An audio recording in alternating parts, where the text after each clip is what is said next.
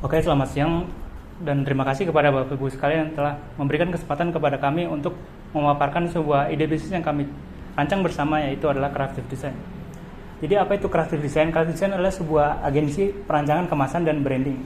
Dan kami bermain pada sektor kemasan makanan dan minuman. Dan pada sektor tersebut fokus utama kami adalah UMKM. Kenapa? Karena kami memahami dan melihat sebuah tantangan yang mereka hadapi, yaitu adalah merancang kemasan agar terlihat menarik dan berkualitas, yang tentunya sangat berperan penting dalam menentukan nilai jual dan daya saing pada produk yang mereka pasarkan. Maka disitulah peran kami berada, yaitu memberikan desain kemasan agar terlihat menarik. Namun kami tidak berhenti di situ saja, kami juga memastikan bahwa bahan yang digunakan dalam kemasan tersebut memiliki kelayakan, mulai dari segi higienis, yaitu apakah kemasan tersebut layak untuk digunakan dalam produk makanan, kemudian fungsionalitas, yaitu apakah kemasan tersebut sesuai dengan fungsinya setiap produknya. Lalu yang terakhir yang paling utama adalah affordabilitas, dengan menyesuaikan kebutuhan potensi para UMKM sehingga kami diharapkan dapat lebih bersahabat.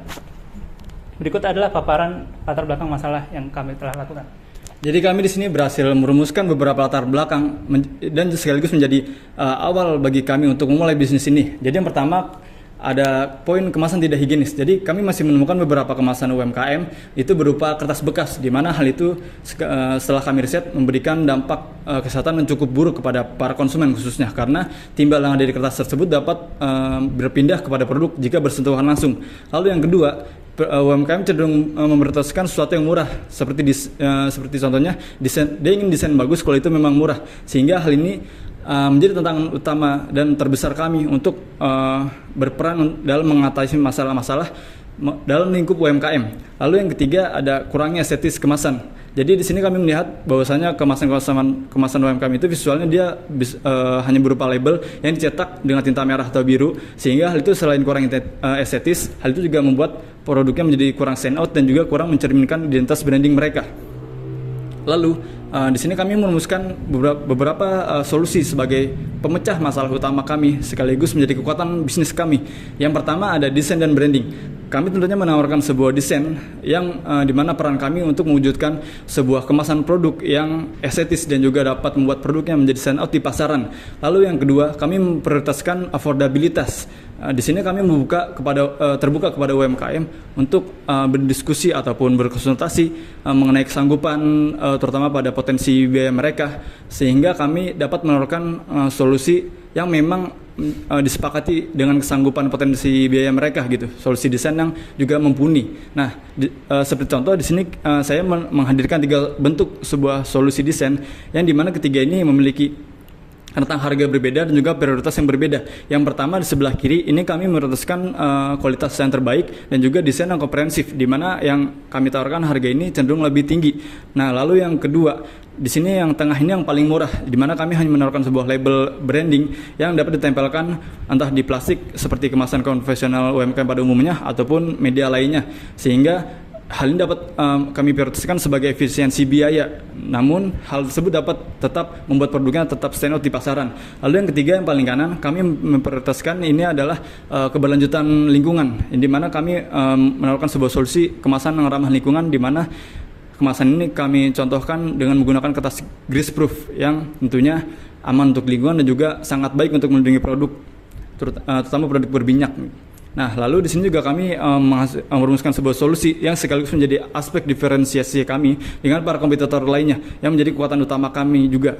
Yang pertama di sini ada layanan unggulan. Jadi kami menyediakan layanan-layanan yang kami harapkan dapat memudahkan UMKM untuk bertransaksi dan juga mewujudkan cita mereka.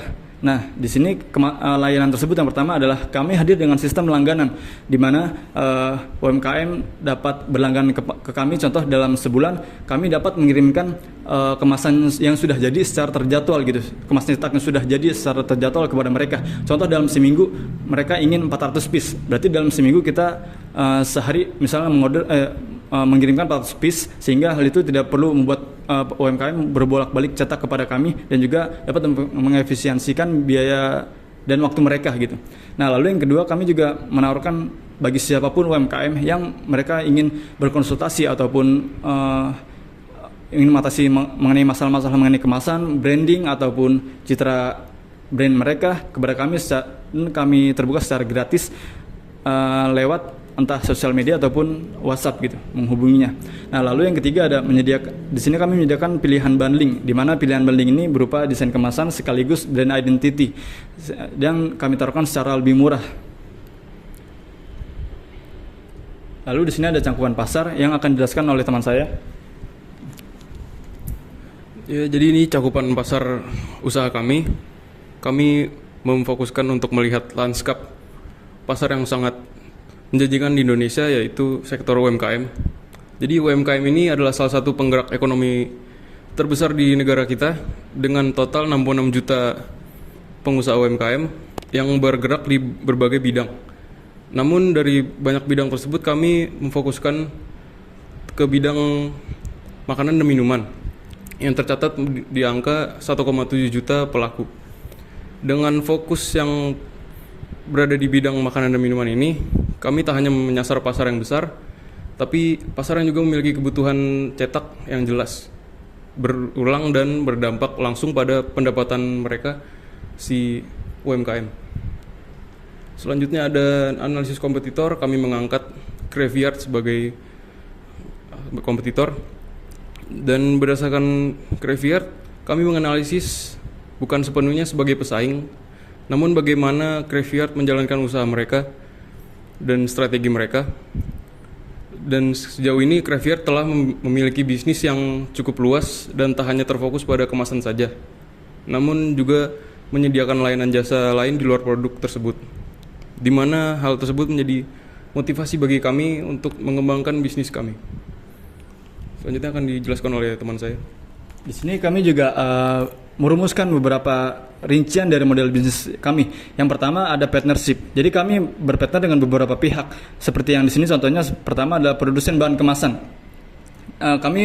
Alasan kami berpartner dengan mereka karena kami memiliki ketergantungan dengan mereka sebagai penyedia bahan baku utama untuk mewujudkan kemasan telah kami buat desainnya. Nah, lalu yang kedua digital printing. Digital printing ini lebih kami prioritaskan apabila kami mendapatkan sebuah orderan yang memang skalanya sangat besar ataupun jumlah yang masif gitu, sehingga kami akan melempar apabila kami tidak mampu gitu ke digital printing untuk percetakannya. Nah, lalu selanjutnya komunitas UMKM.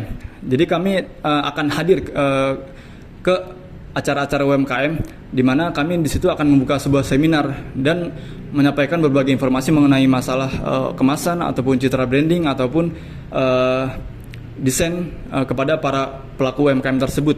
Nah, lalu di sini juga ada cost, yaitu biaya untuk menjalankan bisnis kami. Yang pertama ada sumber daya manusia, tentunya itu para tenaga kerja ataupun karyawan.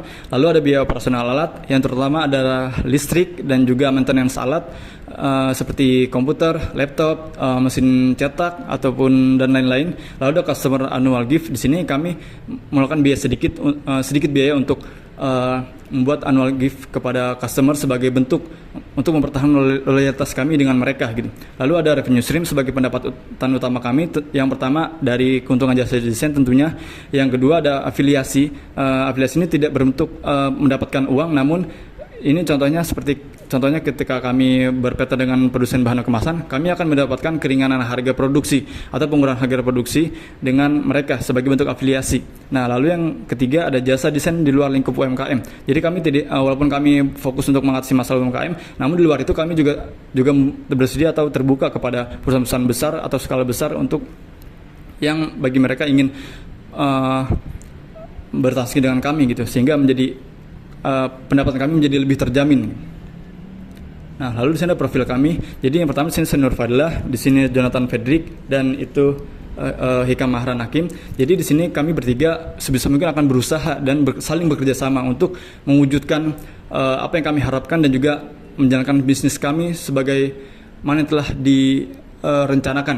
Nah, kami harap Bapak Ibu sekalian berkenan untuk terus mendukung kami, yang dimana tentunya bisnis kami ini akan menjadi sangat baik peranannya kepada para UMKM, karena tentunya kami akan bantu mereka untuk terus maju dan sekaligus UMKM menjadi penghasilan ekonomi terbesar di negara di Indonesia khususnya.